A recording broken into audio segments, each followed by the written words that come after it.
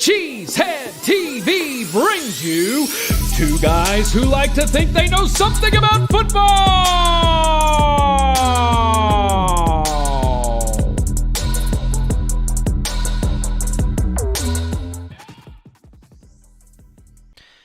Good evening, everyone, and welcome back to Packers.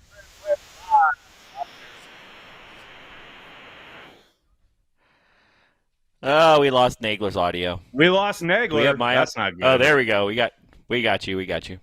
We got me? That's hilarious. Hey, what's up, everybody? Aaron Nagler here. Cheesehead TV. Oh, my God. Hope you're all doing well because I'm getting a feedback loop, something serious. Aaron Nagler here, Cheesehead TV, New York.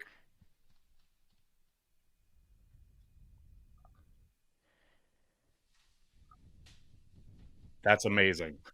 I'm going to reconnect, Corey, because suddenly everything's crazy. I'll be right back. Okay. All right. Good times. Nice way to start the show. We had actually a snow blizzard here in Green Bay like about 20 minutes ago. I think I saw on Twitter there was like a snow squall of some type. It was funny. I heard Nagler's audio was like fine, and then it kind of went out. But yeah, we got a little snow on the ground here. We got about I don't know. I'm going to call it a quarter inch or so. But good evening, and welcome to Packer Transplants. I'm all by myself on this show. Maybe we'll get Nagler back, maybe we won't. Nagler is in New York, and I'm coming from you across the street from Lambeau Field. We're ready to talk some Packers as soon as he gets back on. Today, we assess where the Packers sit after a week that featured two big wins, and a look ahead to tomorrow night's Monster Showdown in Motown. That everybody thinks we're not going to be able to do, but here we go. Yeah, this is my hat for when we get serious. This is where we got to go. So I think what I'm going to do is I'm going to go for the good, the bad, and the ugly, and we'll just run them. So we got the good. We got Quay Walker in the good, you guys. I don't know that anybody had Quay Walker on the good for this week, but here it is. I'm a huge Quay Walker fan. Here I have been for a while since we drafted him. And so there you go. Then we got the bad. We got D-line offsides. And then we got the ugly. We got Tua. Tua in the cold. Tua in the cold for the ugly. And, yeah, I mean, Tua, good job not changing narratives, Tua. Good job with that, buddy. Appreciate it. And then, you know what? Why don't we just go right, while we're waiting for Nagler to get back on, why don't we just go with the hotness? I'm going to go with the hotness, so here we go. Let's run it.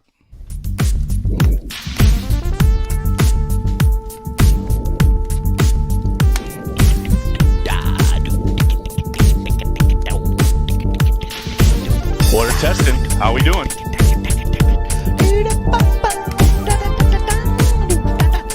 Okay. So, for the hotness, there we go. We got hotness? What? Yeah, I think you don't have the right mic on the advanced settings. Just check your mic settings because that was happening when you came back on. It was weird. So for the hotness, we have Jacob's check down. Let's check this out. Let's watch this for a second. Oh, snaps, pro. Little fake, little check down. Bye-bye. Hello. Oh, I'm sorry. Were you there? Were you trying to tackle me? Because you can't. Hi. Hi. Hi. Wow. All right, here we go. And again, we're going to watch it again. We've got that nice motion. A little fake. Waiting for people. Oh, nobody's there. I'm going to give it to you. 1 miss, 2 miss.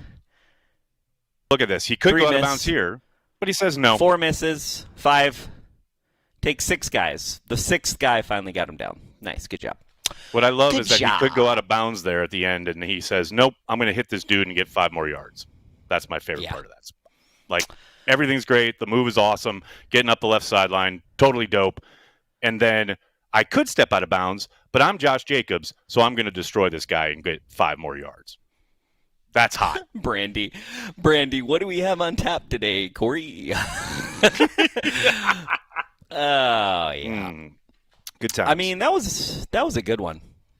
Leonardo hasn't right had there. a chance to see this live, and yeah, I mean, you've literally been on this feed for like an hour. So An hour. the fact that all happened, it's crazy. An hour, been fine. no problems. And then all of a sudden, all hell broke loose. It's all your fault somehow. Yeah, usually. So it's fine. Let's do some Packer news. Let's do some Packers is there news? We got no, some Packers is there? News. Yes, there is. Is there Packers news? All right. There is. Unfortunately, there is some Packers news, and it's not great Packers news. I mean, starting with Jair Alexander did practice this week, but he will not play tomorrow night. He has been ruled out. The injury report came out about a half hour before we went live, and he was downgraded to did not participate on Wednesday, which is weird. It's an estimation. They only did a walkthrough today, but he was listed as a did not participate. It feels like a step back. I mean, he had been limited on Monday and Tuesday, and Wednesday a DNP. You hate to see that. He is not playing tomorrow night. In addition, Romeo Doubs is still in the concussion protocol. He started practice again on Sunday. He was there Monday and Tuesday, but he also has been ruled out. He will not play. No Romeo Doubs, no Jair Alexander. You hate it, but they're at least a week away. So hopefully that kind of 10-day window post a Thursday night game gets both of these guys cleared. But right now, they will be without the services of either Romeo Doubs or Jair Alexander for tomorrow night. Other injury news. This is not a surprise. We've kind of known this, but Edrin Cooper still dealing with that hamstring injury. He is ruled out. Again, that was kind of expected. It's interesting that will be his third game. I know it's weird because you would think maybe they should have put him on IR, but when you've got 2 games in less than a week, you can get through those 2 games and maybe hopefully get him back in time rather than having to have him sit for a full kind of 4 games. So we'll see if he's back again after the kind of 10-day window here. And look, they could definitely use him, especially in this game where the Lions are going to come out of the gate running the football. But he will not be able to go. Someone who will be able to go earlier this week, a bit of a scare with Elton Jenkins not participating early in the week. He was on the sideline riding a bike, and then it comes out he has a knee injury that he's been dealing with, but he has not even been given an injury designation for this game, so he will be a go, which is great. Obviously, you need your offensive line at full strength against this battered Detroit Lions defense. And then finally, Corey, I know this is huge Green Bay Packers news. I could not be more thrilled that this development has occurred. Now we'll see if they can actually get across the finish line. But both Mike Holmgren and Sterling Sharp are finalists for the 2025 class of the Pro Football Hall of Fame. We've talked about it a lot here on this channel, Corey. It is well past time, especially for Sterling Sharp, but for both of these guys to be in the Hall of Fame. They absolutely deserve it, absolutely should. The vote will be in January, so we got to wait some time here, but hopefully the senior committee is the one that will be kind of determining the fate of Sterling Sharp. They need 80%. He needs 80% of the vote, 80% yes vote, essentially. I think at this point, there's such a groundswell publicly for Sterling Sharp. I really hope that sways people because it's absolutely absurd that he had to wait this long to get in. I feel like his brother has had a lot to do with that. His brother being so successful as a podcaster and a broadcaster, I do think kept everything up in the air. I know some of us have and some other media types, but I do feel like because every time his brother, just Shannon being so prevalent in the media, I do think definitely has helped his cause. 100%. And the fact that he goes to bat for him so publicly every time it gets brought up, as far as like, I'm in the Hall of Fame and I'm the lesser of the two talents. Yeah, he's like my brother was way better than me. Yeah, he says it all the time. Yeah. So hopefully, yes, exactly. Hopefully that carries some significant weight because Sterling is well. I'm not going to go into it all here. I've done it a million times, but he is more than deserving. And Holmgren too. Here's the other thing. Being in New York, I've heard from a lot of Giants fans, Corey, about Tom Coughlin not getting the call as opposed to Holmgren. And it's like, look, I think Coughlin's an amazing coach. He did wonders here in New York. There's no doubt about it. But that doesn't mean Mike Holmgren isn't deserving. I mean, you look at his work, not only with the Packers, but getting the Seahawks to a Super Bowl. Hell, the work he did in San Francisco as an offensive coordinator and a quarterbacks coach. You look at the totality of his career as a football coach in the NFL. I don't care what anyone else has done. Mike Holmgren is 1,000,000,000% deserving. So here's hoping both of these guys get that call in January. Let's talk about that offense, shall we? Corey Behnke? Yeah. Packers offense. They got an offense. I like it. You know that. I like it. They're very good. The red zone offense, Corey, it has arrived. The red zone offense has arrived. And it is interesting because there's two components here, right? One is something we talked about all the first part of the season, and Matt has kind of drilled into the ecosphere, so to speak, at the podium after every game. I mean, they've eliminated, for the most part, not completely, but they've eliminated a lot of the, especially pre-snap penalties, false starts, the holding calls, things that have kind of made it tougher, especially earlier in the year, to get into the end zone.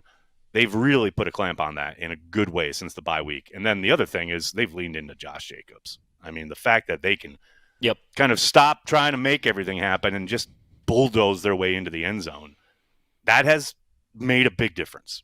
And I think in this game on Thursday, tomorrow night, it's going to make a difference again. That's my hope. Oh, yeah. That's my hope, too. No question. Then you look at Tucker Kraft, talking about guys bulldozing. Tucker Kraft is becoming a complete player. And it's interesting. I was talking to Andy earlier this week about, people wondering when Musgrave comes back, what does that mean for Tucker Kraft? Let me tell you, it don't mean a thing for Tucker Kraft. Tucker Kraft is not only tight end one, he is becoming one of the most complete tight ends in the league, let alone in Green Bay.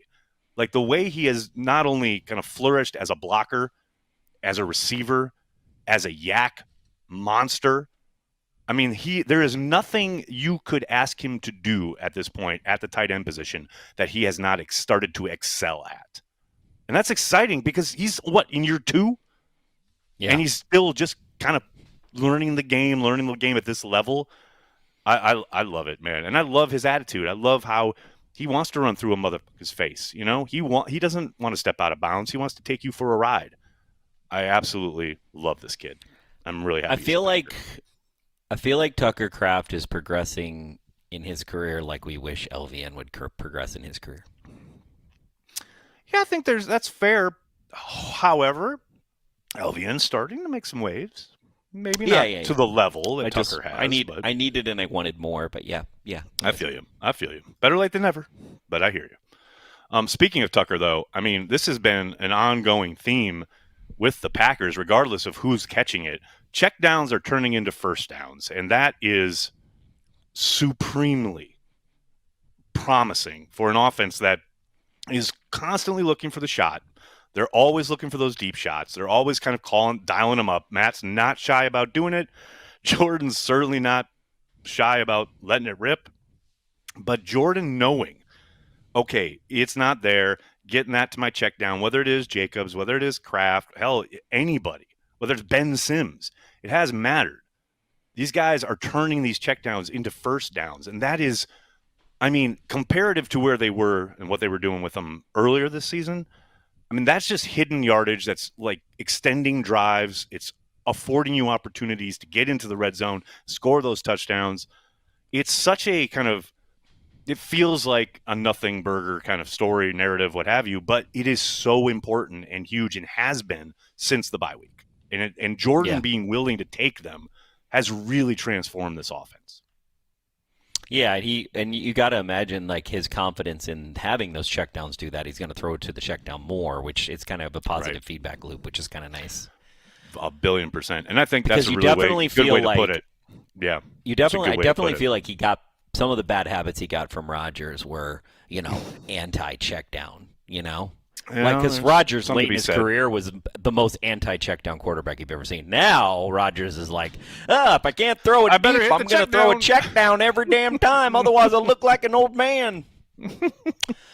Sorry. I remember in 2020, he actually Rodgers really did start to hit the check down. And lo and behold, their offense was really efficient.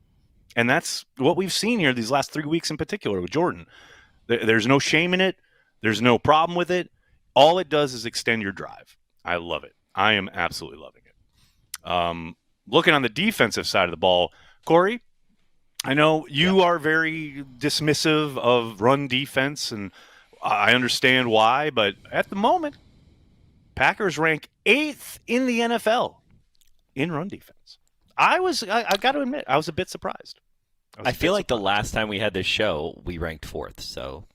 No. No. Not we were averaging. They were averaging giving up 4.2 yards per carry. Maybe that's what you're remembering. We'll have to look they were back certainly at the not stats ranked I pulled. fourth.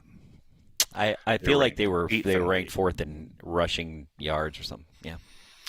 Eighth in the league, top 10. So that's promising, but a huge test coming up tomorrow night. Although I will say, so as long as the Lions never throw it, we'll be fine. I saw an amazing stat today where the Packers holding their last two opponents to under 40 yards rushing in back-to-back weeks is the first time that's happened in Green Bay since 1995, and it's only the second time it's happened in like 100 plus seasons or some shit. Like, it's insane. Like, the fact that they've been able to check McCaffrey and then the Dolphins tandem there is pretty incredible. Now it's not all roses, of course, and rainbows on defense. Devontae Wyatt, please respond. Remember at the beginning of the season when Wyatt was sacking quarterbacks and it looked like, hey, maybe this is it. This is him kind of bursting onto the scene in a new defense, a new scheme that's going to allow him to flourish. And then he got the injury. He got that knee injury, or I'm sorry, it was an ankle injury. And then he was gone for a while. And now he's been back, but you haven't really noticed him. And I do think he had a few plays against the Dolphins that showed some promise. But man, the Packers need him to pick it up, so to speak. Get off the milk carton. Make a difference. Make some plays. I mean, it'd be great. It'd be a great time to do it. That would be nice. Especially against this offense, which definitely wants to run the football and has one of the best offensive lines in the league. Look, let's shoot a gap here, Devontae. Let's make some tackles for loss. Let's get to the quarterback and cause some problems. It is time. It is time, to quote a former Packers coach. It is time. Devontae Wyatt, we need you. But, hey, we've been here before with a few players, Corey, where been wondering if they're ever going to kind of put it together. Are they going to do it? We talked about LVN earlier. He's been, coming on these last couple of games, as has one Quay Walker. Shout out Quay Walker. I mean, here he comes. Here it is. I take a lot of grief. People on the chat, especially during games, Nagler's a Quay Walker guy. I don't know about all that, but I do know you can win with Quay Walker. They've won with Quay Walker. While he's definitely had games where there's certainly a lot of mistakes, a lot of issues, these last two games, man, he's really put it together. And it looks like he's finally reacting without really kind of overthinking things. And it's kind of akin to what we heard LaFleur talk about with the quarterback position, like getting to a point where you can just drop back and let it rip. Well, it feels like Quay at the inside backer spot is finally snap of the football, I'm letting it rip. Whatever my assignment is, I trust myself. I know what it is. I know what I got to do. And he's just going, man. There's a play. And it's not just he's had some tackles for loss, right? He's definitely rushed the passer really well. But there was a play against Miami where he was tasked with taking Tyreek Hill up the seam in the red zone. And he was with them stride for stride. It was like a classic attempt to kind of have a cover two beater. And he was right there. There was no place to go with the ball. He was there with Tyreek Hill, the fastest wide receiver in the game. I mean, these are the things where it's like you see the athletic ability and the talent. It's so tantalizing. And if he's finally putting it together, baby, come on, bring that to me. Now all he has to do is catch the ball when it hits his hands. I mean, you're not lying. He'll be the complete package. You're not lying. I mean, there's a reason he plays defense, I've 100% been behind Quay Walker since the beginning, and even when he got kicked out the second time for ejected and all those all that stuff. But you could just tell there's something about the guy. He's definitely a football player, and he's definitely he's the aggressiveness we're always missing at the linebacker position. I feel like so I was always willing to kind of hey, he's aggressive. He really wants to be there. You know what I mean? Like effort and talent. The effort is unquestioned. At some point, are going to turn it around. And I think you're starting to see that now with this new defense. I mean, it's crazy to think, yes, it's frustrating when he's out of position or he misses a tackle or whatever. But to your point, he has abilities and kind of athleticism, upside, whatever you want to call it, that guys in the past have not. at that, whether it's Martinez, whether it's AJ Hawk, whoever you want to talk about on the inside, he's a different cat. He's a different athletic breed. And that is, I'm not saying he's like exponentially better or anything, but that I think that upside is undeniable. And again, if they can finally have that on the regular, on a consistent basis, making plays, not questioning himself, I mean, sky is the limit for this guy. I think he has like 10 plus tackles again on Thursday night. That's my hope. Down with that. Down with that. I'm also down with giving our friends over at Prize Picks a shout out. Got to give the boys and girls at Prize Picks the daily fantasy sports made easy. You just select 2 or more players, pick more or less on their projected stats, and place your entry. Quick withdrawals, easy gameplay, and an enormous selection of players and stat types are what make Prize Picks the #1 daily fantasy sports app. Go to prizepicks.com, use code CHTV, spend $5 on lineups, and get $50 instantly. Prize Picks is available in 43 different states, most importantly, including Wisconsin. Let's take a look at my picks for tomorrow night. So can't miss lineup, Corey. Jordan Love ain't going to need more than 30 pass attempts. Tucker Kraft's going to go ham. Unfortunately, I think Sam Laporta is going to go ham too. But Amon-Ra St. Brown, even without Jair Alexander in the lineup for the Packers, he ain't hitting 70 yards. There we go, Corey. Get me your lineups, like people. Him. I don't like him. I can't imagine why. He's my least favorite player in the NFL. He's such trash. Who's that? Amon-Ra St. Brown? Yeah, I don't even say his name. I mean, it's like the Empire to me. I'm not even. He's a douche matouche. I don't, I can't deny his talent. He's a really good football player, but the way he gets so pearl clutching about Green Bay Packers fans, because it all stems from a couple years ago when he jumped in the stands and got beer poured on him, and I don't know what Packers fans are doing. And it's like, you jumped at Lambeau Field into the stands. What did you expect? That woman who, by the way, the woman who poured the beer on him, she's a hero. Absolute. I would love to pour beer on him. That would be nice. I would love that. I mean, and then he wears the Green Bay Sucks sweatshirt at Lambeau earlier this season. So I mean, that's why I don't like him. But and I also like he's so earlier this year talking about how Packers fans are the worst. I don't like him. You know why he says that? Because he's jealous of how Packer fans back up their players, whereas Lions fans are just figuring this shit out right now. They're like, "Oh, we're good. What's that like?" Well, and that's what I said. I think I said this on Daily. It's like, oh, Packers fans, they always feel entitled, like they're going to win. Yeah, because we've been winning since the early 90s. You play for a team that hadn't won shit. We're the winningest team in the history of the NFL. Yes, in the history of the exactly. NFL. No team has won more games than the Green Bay Packers. Or championships. It's like, championships. That's what we do. So, yeah, that's why we feel that way. That's why we act that way. I would waste a carry the G on pouring it on him, as long as I had video, for sure. I know that seems sacrilegious, but I'm just telling you right now. If I had to carry the G and I had the ability to not get beat up by pouring a beer on him, I would do it. I'd need like Jair Alexander, somebody to have my back. Somebody in your corner. Like, with them, who was down, and then they would do the blocking while I ran, because I would run. I would not flee the scene, fight or flight. I would choose flight with an L. You're a lover, not a fighter. I would definitely take the L on the flight side. Definitely. I would take an L to pour a beer on him too, by the way. I would take an L. That's fine. I would take a black eye to pour a beer on him. I'm trying to figure out what I would go through to pour a beer on him. I would go through a lot. See, you say take the L. You could torture me and personally. Okay, you're not the Packers take an L. You could pull no. Like I would take an L. Like I would take an L. Like you could pull a fingernail out, and I would still want to pour a beer on him. You know what I mean? Damn. Jesus. That's how much I want to pour a beer on him. You want to pour a beer on him in a really bad way. Like I'm willing to take sadistic. Remember, wait. I was just going to say, remember English Patient? When Willem Dafoe is in the he's captured, and then like they're like, what's the penalty for adultery? You were caught, with an unmarried woman. What is it? Oh, is it fingers that they cut off? And he's like, no, don't take my fingers. That's you. You're sitting there going, take my finger. Take my finger. We'll take one fingernail. When we get to the second fingernail, I think that's where I draw the line. To be honest with you. It's one fingernail. Because I'm pretty sure I could do one, and it would hurt really badly, and the whole entire time I would be thinking to myself, I just poured a beer on him. I did it.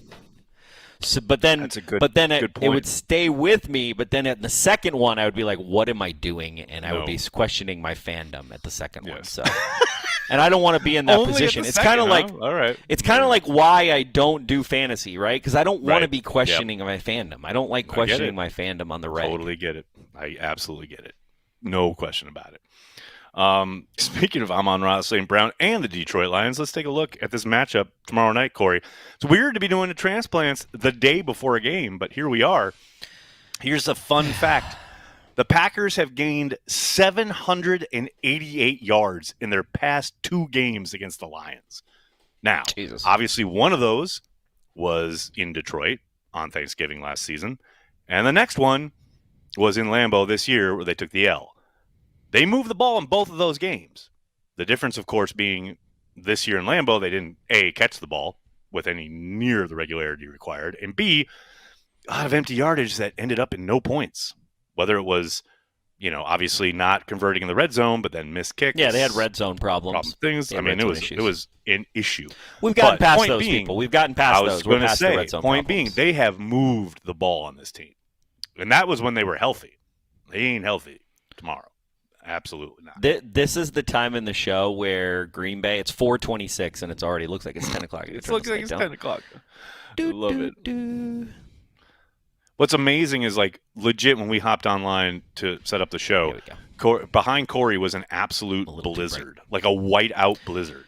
And right now, I was talking about, to start the show, I was talking about that stall. So I was talking about all the snow on the ground right now. We got about a quarter inch blizzard. Light dusting. Keeping with the game, Lions are number 1 in the NFL in third down defense. They are allowing conversions just under 32% of the time on third down. You know how you kill that? They're number 1 at sucking, or they're number 1 at They're number stopping? 1 at being really good at stopping people on third down. You know how you stop that? Especially at home. Check downs. You check downs, and you get to third and short so you can hand the ball off to Josh Jacobs. That's exactly. That's what you. That was my second. That was my second. Stay plan. ahead of the sticks, because third down is not where you want to live against this team.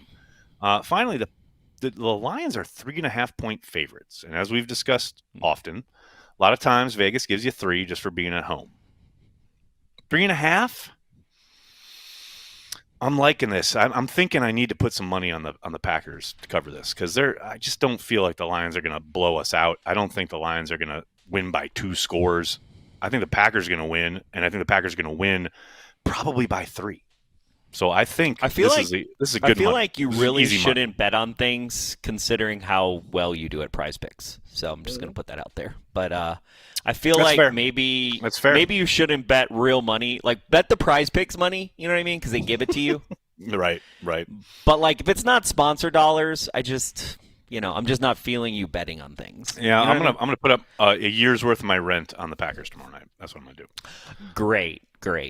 If you want to get more breakdown of this game coming up, huge matchup in Detroit, make sure you subscribe to the Cheesehead TV Nation newsletter. A link to do so is in the description of this video. Andy and I broke it all down. That'll be live on the newsletter tomorrow morning. Do it, folks. Sign up. A lot of fun. Great, tons of great Packers content each and every week, every morning after the game. Do it, people. All right, Corey, you ready? I'm ready. Let's do it.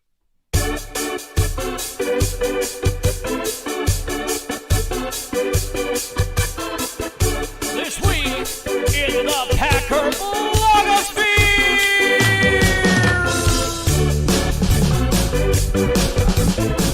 That's right. It's This Week in the Packer Blogosphere, the return of that venerable series. Corey, a lot of times when we're doing Blogosphere, we're looking around trying to highlight folks that maybe people aren't familiar with, people that maybe we're not familiar with.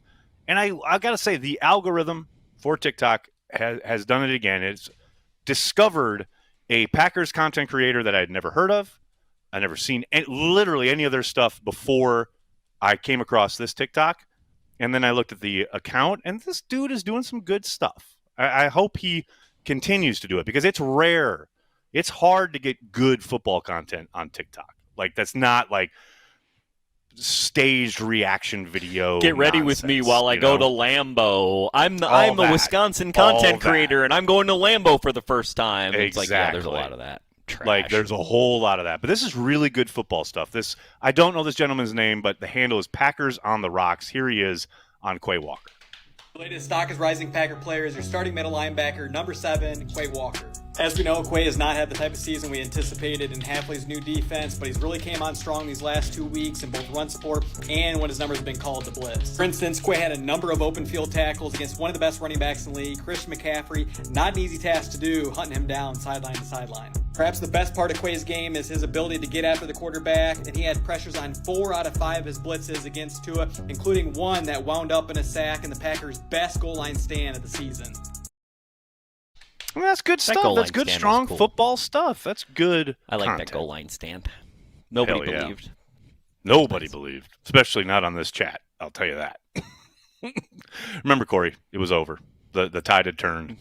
Clearly, the Dolphins were taking over at that point until they weren't. But anyway, shout out to Packers on the Rocks. Hope you keep going, buddy. That's the whole channel. I'm telling you. Go find him on TikTok. It's good stuff. Next up, the my cause, my cleats thing that the NFL does each and every season. Yep.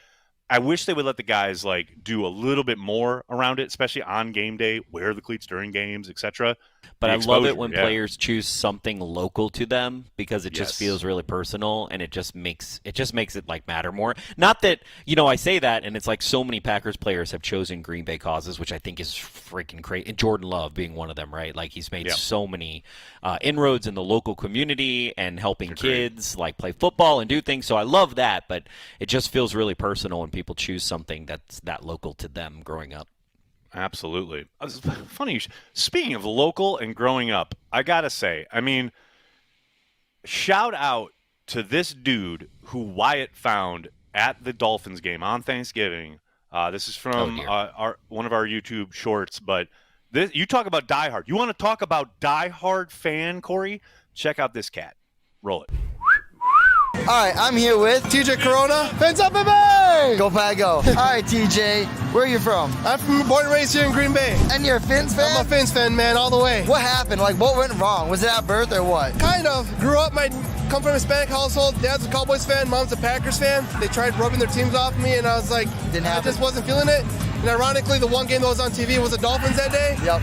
I liked the logo. I liked everything. I'm going to roll with them. Little did I know at the time they're the worst team in the league. I see you got the Tua jersey on. Absolutely. How you feel about Tua? Man, Tua is the GOAT. I know a lot of people question his concussions. Personally, for the love of the guy himself, he should retire just for his health. We hope Tua stays healthy as well, but at the end of the day, it's Go Pack Go. Can I get a Go Pack Go to end off? No, I can't do that. All I can do is fins up, baby. Go Pack Go. Shout out. That is born and raised in Green Bay, die-hard Dolphins fan. Amazing. The crazy thing about that guy is he's about 1,000 times more delusional than me, and I'm delusional as a motherfucker. So that guy, something's seriously wrong with that guy. For so many things. There are layers of wrong that I could go through that would take an entire Transplants to go through. So that's a whole separate episode. Yeah, I feel you. But hey, shout out to him. That's what I mean. He wouldn't even say "Go Pack Go." He was fins up, baby. He just was in character the whole time. Well, it's funny, and it's totally out of character for most Dolphins fans. One of my best friends growing up in college, I should say, one of my best friends in college, Mr. Miles Doliak, huge Saints fan right now, and he's a filmmaker now. He's a semi-famous filmmaker in. He's really good. He's talented as hell. He's really good. He's talk about local. He supports a lot of Southern film festivals and New Orleans Film Festival. And a lot of things going on around New Orleans, helps people do films, has really had a pretty killer career, but great career, yeah. And he responds to me on Twitter sometimes, and he'll probably respond about this if we clip it off. But he was a Dolphins fan all in college, the entire time, huge Dolphins fan. Literally, he's a Saints fan now. And has been a Saints fan for 15 years. So it's so funny because I remember in college he was diehard. He was though. He was all in on the Fins. Oh yeah. And then we moved to New York. He went back, I think, to New Orleans at some point. and just leaned into the Saints. And I'm like, I mean, to be fair, he's from Hattiesburg, so he's more from being a Saints fan. That area. No, I know, but that was what was so weird because I only knew him as a Finns fan.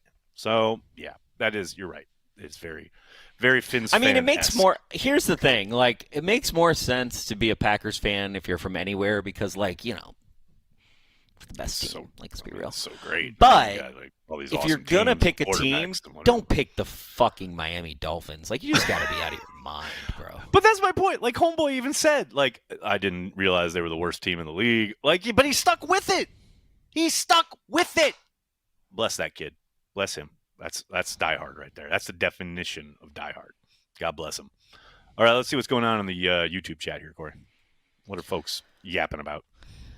Klaus Skite, thank you for the super chat. How much did the retired players collection bring? Go Pack, go! We are still doing the math. Not quite done. Not quite done. We're still doing the math because math is hard for us. Actually, PFRPA is like, hey, how much did you guys get? And we're like, we don't know. So we need to respond to that. One last push, one last hurrah. We'll do some kind of event where we have Corey auctioning off his we're going to do some giveaways. Swag. Yeah, we're going to do some giveaways. We've got some swag. Yet. Yeah, we're not wrapped up. We are going to make an announcement on what it's in the thousands of dollars, you guys. So it's definitely, I can definitely say it's in the thousands of dollars. So thank you to everyone who donated. And Klaus, we will make sure to put your $50 super chat towards the PFRPA. 100%. So we are doing that. But we just got to, dude, it's just been crazy. Like Sunday, then Thursday game, Thanksgiving, all this craziness. It's just been, it just took me a while to kind of get it. And then the fact that there's a game tomorrow, I'm like, what is going on with life right now? Right. Ed, it's really cool when Larry McCarron cannot hold back in his joy when the Packers are doing really well. I want to hear a lot of joy tomorrow. I love it. That's so funny you say that because I don't remember who I was talking to, but somebody was talking about how yes, when he goes yes in the middle of a play. Yeah. I love that. And someone was saying, oh, it's so annoying. I'm like, that is awesome. Ed, I'm with you. It's not annoying. I love that. It's not annoying. No, it's also, great. he's paid by the team, so shut up. Should be cheerleading. Peter Lohr. Yeah, he's on the freaking 1265 Lombardi Avenue he's on the payroll. Like, and also, he's not in a press box, so there's no journalistic integrity we're stepping on. He's got his own box. He can do his own shit. Yep. Peter Lohr, this seems like too big of a game to be just shown on Amazon Prime. Does the NFL have any way to move networks? I don't think so. Once they Amazon paid them $1 trillion to broadcast these games. They ain't moving shit. And this is the first. This is one of the first games they're getting that's any good. That's they actually always get the crappy anticipated. Games. Yeah. I will say though, hey. The other couple weeks ago, that I don't remember. It was at Cleveland. The snow game against the Steelers, that was dope as hell. That was an awesome game. And not just because it was snowing. It was just an awesome football game. But yeah, Corey, like this is probably the highest anticipation for a Thursday night football game all season. Amazon is paid for that. Right. They ain't moving nothing. Daniel Dunker, hello from Arizona. What's up, Daniel? What's up? Thanks, Daniel. I don't think there's any snow on the ground in Arizona. Luke Carnes, I really love how physical this team is. The energy is different. Thanks as always, Carry the G. Thank you, Luke. I talked about that on the radio the other day. It's crazy to think about the Green Bay Packers being categorized as a physical football team. It's been a while, Corey. Been a while.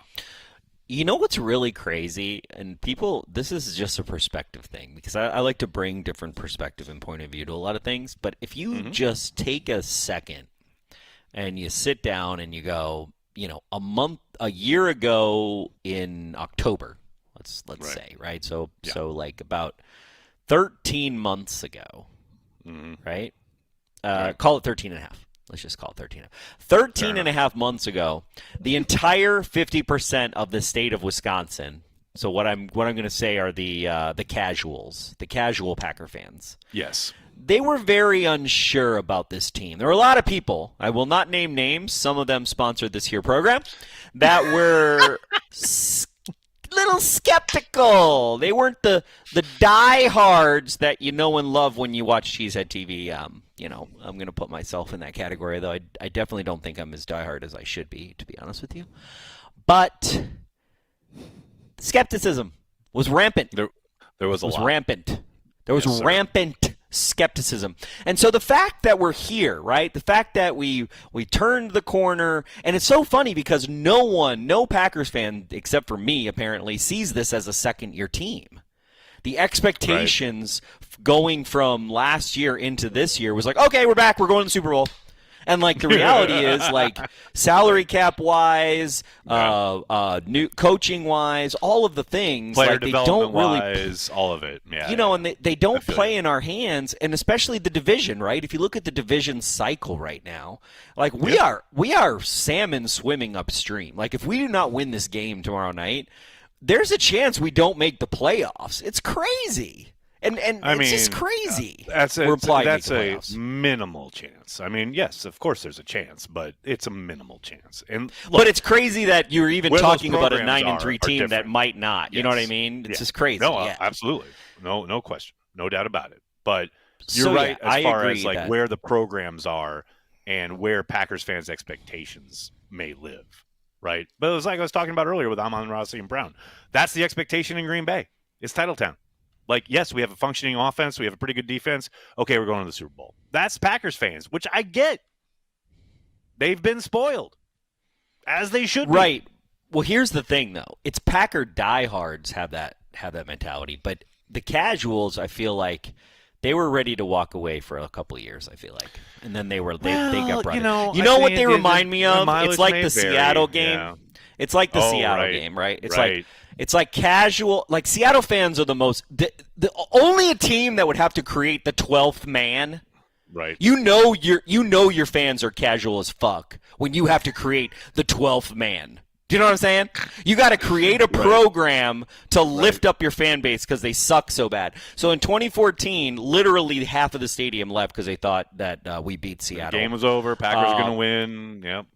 And so to me, every time I think about like Wisconsin casual fans, it's those fans coming back being like, oh, we're good now? We're good? We're good? Okay, I'm here. Back. What happened? What'd I miss? Anyway, Leonardo Rodriguez. I don't know if that's strictly Green Bay, though. I mean, I think most fan bases have that type of fandom within it. You know what I mean? Like the idea of, oh, we're good again. No, but it's unacceptable. To me, it's I don't like bandwagon. I never got off the bandwagon. As soon as I get on that thing, I'm on. You're on it. You've been on it for life. And then I get it. Just casual fans are so annoying. And there's a lot to show up at our tailgate. You're not wrong. You're not wrong. See them all the time. Not wrong. I hear you. Leonardo Rodriguez, go Pack Go, Thursday Night Football with 4GB. Love listening to you guys. News, I moved from CR to New Jersey, a lot closer to Lambeau. There you go. CR. What's CR? Connecticut? Costa Rica? Costa Rica to New Jersey, a lot closer to Lambeau and Nags now, I guess. LOL. Hope Sharp gets in the Hall of Fame. Thank you for the super chat. Appreciate it. Mike Witt, hoping Magic Man is at Hall of Fame ceremony. If Sterling gets in, instant replay game. Bears still suck. Mike, I'm so surprised that you didn't have. I'm so surprised you didn't have an Eeyore super chat there. Thank you, Mike. Appreciate that. I mean, Mike Witt bringing the heat. There we go. Who are our two? Who are our two biggest Eeyores? It's got to be Soder and Mike Witt. Soder and Witt, no question. Soder and Witt. Who wins that game? Who wins that game? Who wins is the greatest? Soder by a the mile. Greatest Eeyore. If the Packers don't get like 100 rushing yards, Soder is like depressed as fuck. Last night on Happy Hour, I don't remember who it was. Someone was saying something really kind of upbeat and like how great the vibe was around the Packers and how wonderful things were. And we were all, the whole place, the whole Zoom call was like, yeah, I'm feeling it. Yeah, it's great. Blah, blah, blah. And then Soder's literally up next and he goes, I don't know about this defense. I don't know about this offensive line. Like, I don't know about this Packers team. It's like you can count on Soder. You can count on Soder to keep it in check. I mean, to be fair, what is the generation between Boomer and Gen X? Is there one? You're gonna have to tell me. I have no idea on any of this. I feel like Soder's like in there. I have no clue. And you're Gen X. You're Gen X. Okay. So I feel like Gen X, we got the tail end of the Packers sucking, but like right before us, it was like 30 or 40 years of your life, or third 20-ish years. You saw them be champions for a hot second, and then you started growing up, and then you're like, so the trauma. There's a lot of trauma. So I feel like some of the trauma coming out of the 60s, you got into the 70s, even into the early 80s. Like, that's a lot of losing. You dealt with a lot. It's hard to, it's hard to live on Vince Lombardi quotes for 20 years. You know what I mean? Like, that's all you have. You're not wrong. You're not wrong. You're literally like, we're the greatest team. We have the most championships. And you're literally the most terrible team in the NFL. Like, the worst football imaginable ever. And you're like teaching your kids Vince Lombardi quotes, and they're like, well, why do the Packers suck so bad? And you're just swimming uphill. That's got to be, there's a lot of trauma there. It's literally my life growing up with my grandparents. Like, legit going to games with my grandpa and him talking about going to the Ice Bowl and how great it used to be. That's my childhood. Yeah. Seriously. Did you know that winning isn't the isn't the greatest thing? It's the only thing. Did you know that? Oh God, so good, so good. I rock. Thanks for super chat. Love and appreciate what you guys do for all Packer fans. Go Pack, go with some cheesehead emojis. I like it. Thanks, I rock. I like it. I love how BMX Social is like, nah, we can't do emojis. David Techlin. Missed the last game, but here is LVN's incentive program. Goes up $1 for every sack. Let's get another tomorrow night or Come on, David. Thanks, David. There you go, buddy. There you go. That's what I like to hear. Let's do it. David, I'm going to tell you right now, I'm incentivized by this, but I think LVN makes that in like a half a second every day. Every second he makes that probably. Mike Witt. Mark Murphy on transplants for draft. You got fuck Mark Murphy. Okay. Oh, Corey. We're so Can you close. Please not. Out the door. Why are you baiting me? Door. Okay. Stop Behnke baiting. Okay. I don't want to. I don't like Mark Murphy. Okay. I'm just gonna put that out there. I'm very happy that he's retiring. You almost got me there. That was. I am extremely ecstatic that he is retiring. I think he's done some very good things for the franchise by leaving them alone. I think he's been a okay leader, but I think he also has made some serious mistakes that stopped us from winning Super Bowls, which you can say about almost any general manager or president of the Green Bay Packers. But namely not getting rid of Ted Thompson, not changing the culture from Ted Thompson, not being willing to rock the boat because he kind of is a little bit of a wussy. And, yeah, I mean, I can go on and on. I can do a whole show about why I hate Mark Murphy. We got we got all sorts of new show ideas out of this program. I'm excited. So many different episodes we can do. I'm going to start an OnlyFans about Okay, I'm going to start an OnlyFans, and it's going to be rants about Mark Murphy. Who's going to subscribe? That's all it's going to be. That's it. I am so in. Like every day, I'm going to pick a topic, and I'm going to tell you why Mark Murphy is the reason why that is what it is. Somebody in an office somewhere watching your OnlyFans rant, and then all of a sudden the boss comes in, and they're like, "Whoa, what are you doing there?" I'm on Behnke's OnlyFans. Sorry, boss. Like, I can't. That's amazing. That's amazing. I feel like I'll get some subs, a couple. Oh, you will. If I price it, if I price it accurately, like $2.99. Okay, for the record, Corey Behnke's opinions are Corey Behnke's opinions. They do not necessarily reflect the opinions of CHTV as a whole. Thank you. That's my disclaimer. Is that your disclaimer? That's my disclaimer. Why are you afraid that like the next Bob McGinn is going to be like, "Oh, well, I remember when you were talking about," and you're like, "Bro, that was my idiot partner." Hey, bro, I got a long history of having to deal with stuff my idiot partner said. That's just been my life for 20 years. So, yeah, I feel it necessary to get it out there. You'll be all right. Mike Witt, Charles Martin would back you up if you poured that beer on St. Brown, Corey. In all fairness, at least he's better than his brother, RP, Random Packer ESB. Equanimous St. Brown. Equanimous St. Brown. Ryan Willie, who has a better chance of getting a gold jacket, Holmgren or Sharp? I'm going to say Holmgren. I mean, just because it's taken so fucking long with Sharp, yeah, I think I agree.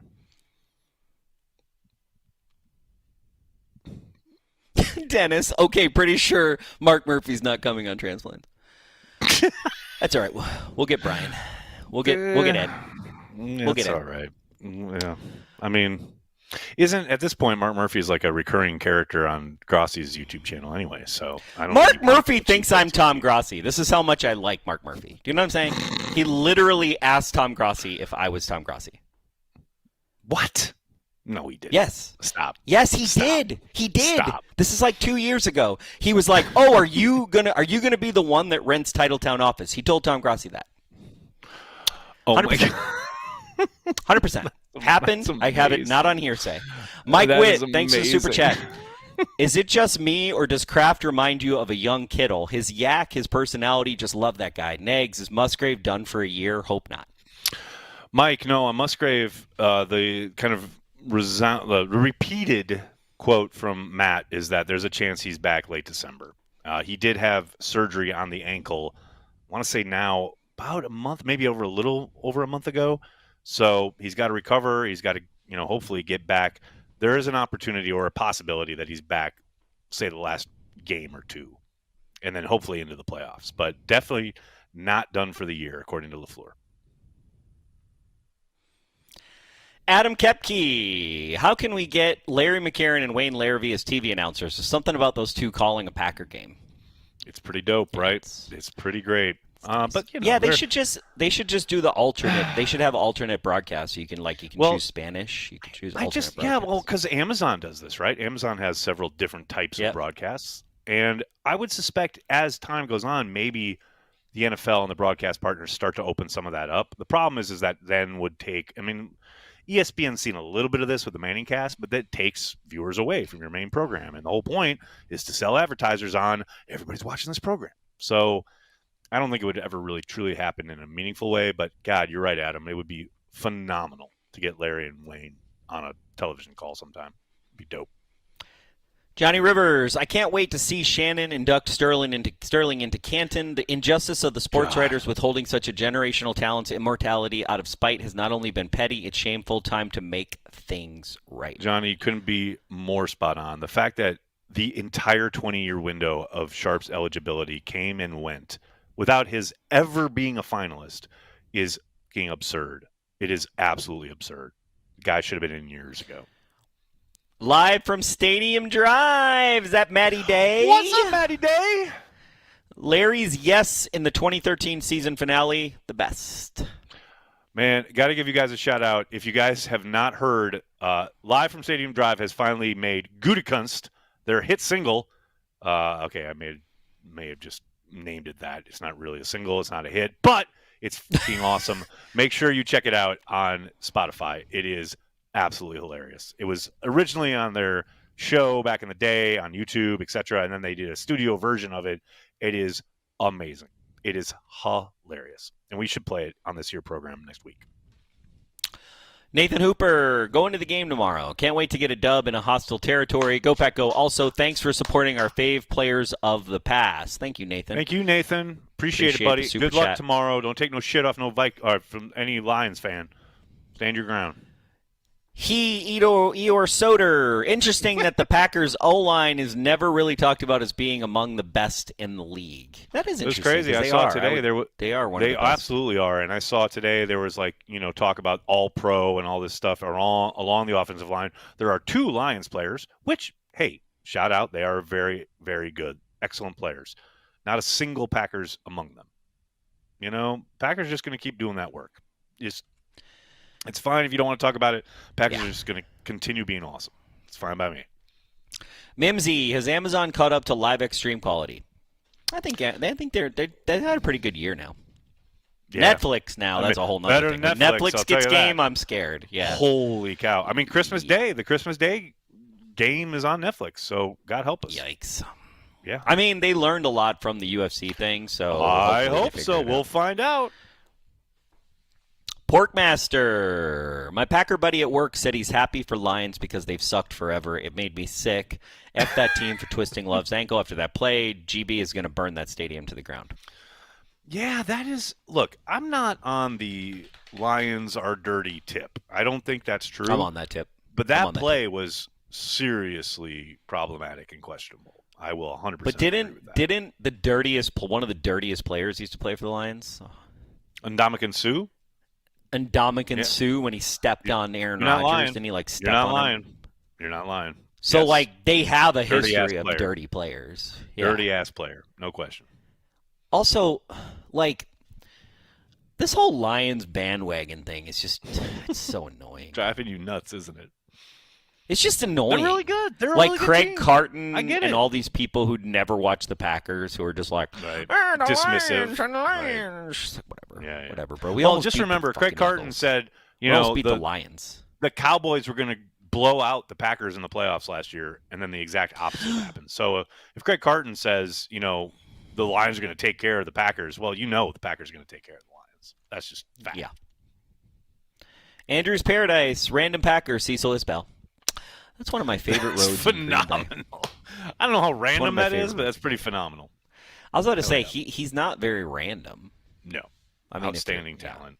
I mean, I guess there's people on this chat that probably never heard of him. Probably lots of modern folks who don't know who that is. It's really sad. He's like literally one of the greatest He's a legend. innovators to play Absolute quarterback legend. ever. No question. Mike Witt, I come across as negative in Eeyore because I have PTSD from growing up in 80s and watching them be eliminated from playoffs by Halloween. Sorry, guys. Yeah, well, that's Never what I was apologize, saying. Mike. I was trying Never to understand apologize. your PTSD. Never apologize. He Soder, that Murphy rant, and you call me the Uber Eeyore. Smiley face. Oh, look at that emoji's in there. What's wrong with my Mark Murphy rant? Someone explain to me. Okay, someone one day explain to me why Mark Murphy is good. And I will have a list because I've actually written this out. So I will have the receipts to show you why it was unfortunate what happened when Bob Harlan chose his successor, and we had to go outside of the organization because of the health issues of Harlan's successor. And that Jones, led us down a path that allowed the Packers culture to be overtaken by a man who is a very great man, but unfortunately is not the culture you want for your organization. And so it took us a very long time to remove that culture from the organization. So I got receipts, I got lists, I got photos, I got videos. Don't get me fucking started, Heath Soder. Anyway, Alex Kinsel. ESPN or Amazon should have you guys do an alternate broadcast like the Manning cast for Packers games. We're open. Tell them to send an email to contact@cheeseheadtv. My DMs are open. My DMs are always open. We're ready. We're ready for you. Andrew's Paradise. Just wanted to say John Jefferson was a dog. Okay. He was. Wish he'd been a little better, though. Like, I remember thinking, like, we were going to win the Super Bowl because pairing him with, James Lofton was going to take us over the top. And then everything they gave up in trade, and then it just was not that. But he was awesome. I remember being so excited when they traded for him. Peter Lower, has there ever been a coaching rant that you can remember that was an all-time from the Packers, like Denny Green? Yeah, Winston Moss. No, I was just going to say the one that comes close is I one. can't help you. I can't help you from Winston help you. Moss. I can't help you. I can't help you. That's That right, was 'cause it's great. not a That rant, whole press but conference it's is amazing. That whole genius. one of the most uncomfortable moments I've ever seen in a press conference setting, and the fact that Wildy literally said, "Did something happen? Like, have we done something?" And his response is literally, "I can't help you." Like, that's all. We had it on. Great. We had it as the end of this show. It was the end of Transplants for a long time. time, no doubt. I can't help you. The fact that he actually, that's So good. The best. All-timer. Sean Gatchett. Comparing Love and Rodgers early in their careers is hard because Aaron had Driver, Jennings, Jones, Nelson, and Adams. Love's wide receivers are not close, and Love is balling for the most part. Not close. Jaden Reed? I think they're close talent-wise, but experience-wise, you're right. You're right. Bro. Now, that doesn't mean they're not. Jaden Reed is capable. better than Driver, is better than Jones, is better than Nelson, and is better than Adams. Well, not Devontae in his prime. Not Devontae or Jennings, but the others, Devontae in his I'll give second you that. year, Oh, yeah. Jaden Reed is better than Devontae Absolutely. in year 3. And considering where doubt. he is right now, it's crazy. No doubt. Romeo Dobbs is better than Driver. He has some good wide receivers. I don't know. What All you're right, talking about. relax. All right, relax. I don't know what you're talking about, Willis. Driver was still very, very good when the initial turnover happened. I mean, there's a reason Oh, yeah. Driver talked about, Aaron, I love Aaron because he got me the ring. Like, they were productive as hell. Now, Driver are was on these the wide end of his receivers career. Well, at the end when the last best the play Super Bowl, Donald Driver had, by the way, was in the NFC Championship game when he ran for 92 yards, and I thought we were going to win that game. But then one Brett Favre at the end, and also Jarrett Bush didn't fucking fall on the ball. And then at the end of the game, fucking Brett Favre, he's got 6 fucking people open, and he throws it to the one fucking guy to get an interception. So yeah, that's the last time Donald Driver was good. That's not true. He was good in the Super Bowl when they won it. I mean, and he was good after that. He wasn't the same as he was. His final year in the league, probably a year too long, no doubt about it. But I love Donald Driver, but I love Donald Driver. But here's the thing: comparing the two, yeah, Aaron had much more experience to work with, guys who'd been in the league a while, along with a lot of guys who were coming up, like Jordy Nelson, etc. But man, because the Packers have gone about it a different way, I mean, obviously ripping the Band-Aid off with so many older vets, etc., and gone a complete 180 youth movement, doesn't diminish or kind of illegitimize the work they've done or the talent that they have. There's zero doubt. And I hear what they're saying is like Jordan's still balling out. Yeah, he is balling out, but he also is throwing to a lot of talented dudes. Just because they're inconsistent and young doesn't mean they're not insanely talented. And eventually, they'll be like those guys you mentioned because they'll have the pelts on the wall. They'll have the experience, especially working with Jordan. So I bristle when people talk about like, oh, he doesn't have the same stuff to work with as Aaron did. No, it's a very different situation, but it's not like they don't have talent. Please.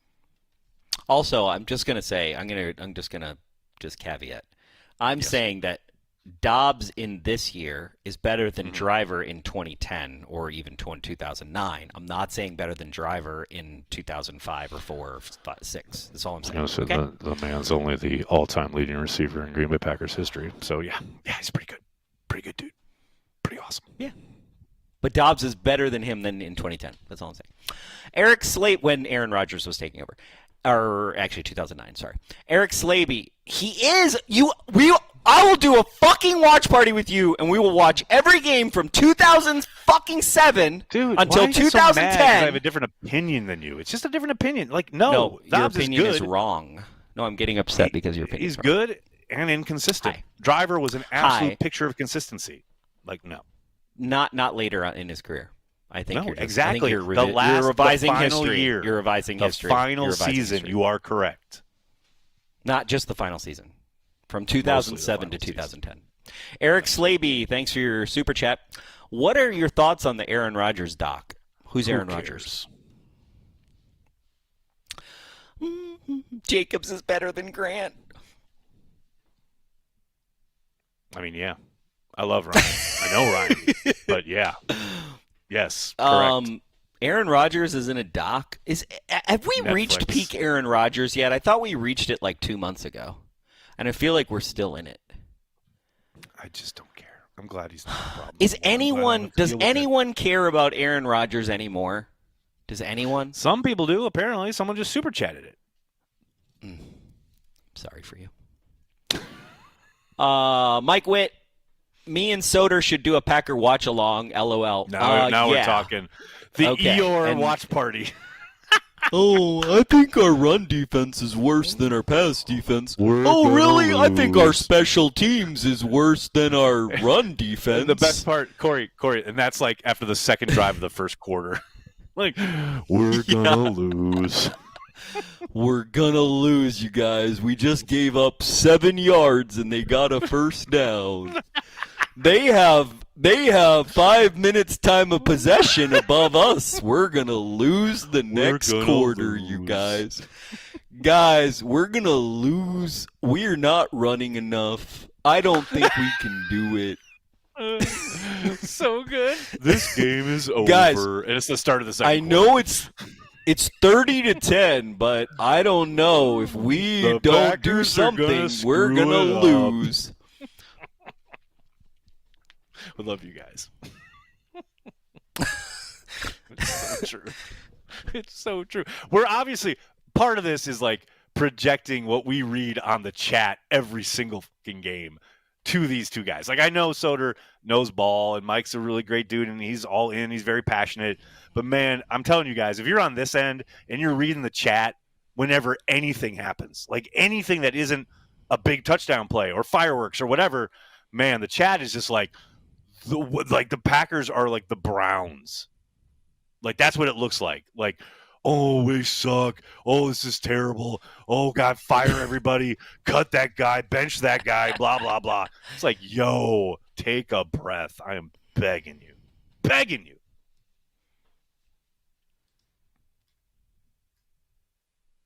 "2007 driver was good. I never said he wasn't good. Just letting you know that, Brad." Now you've earned the ire of the chat. I've awakened the Donald Driver. Donald Driver fans have awakened in the chat. Oh, no. Oh, no. What have you done?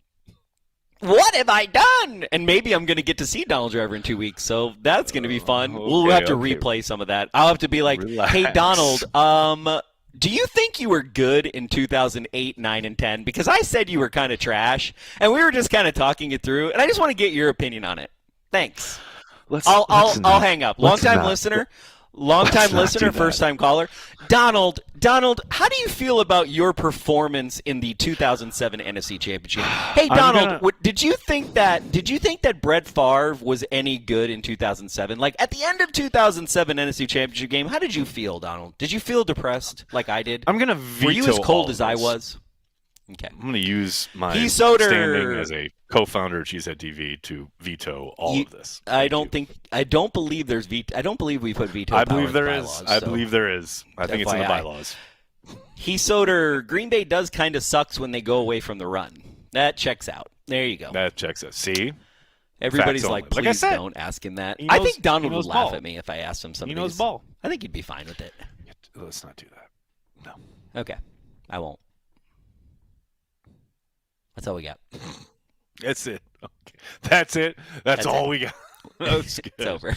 Let's give a shout out to our Patreon members. Man, happy hour is always fun, and it's not always just Soder bringing us down. It's a really good time. Can't thank you guys enough for all the support. You're the lifeblood of everything we do at Cheesehead TV. Last night's happy hour was a hoot. A lot of good times, especially when you mix in the folks with the Carry the G Club here on YouTube. Cannot thank you guys enough for all the support here. Every watch party is a ball, mostly because of you folks, not the randoms who are like, this game is over at the end of the second quarter. Appreciate each and every one of you. Corey, you got anything else for the fine folks at home before we head out into the evening?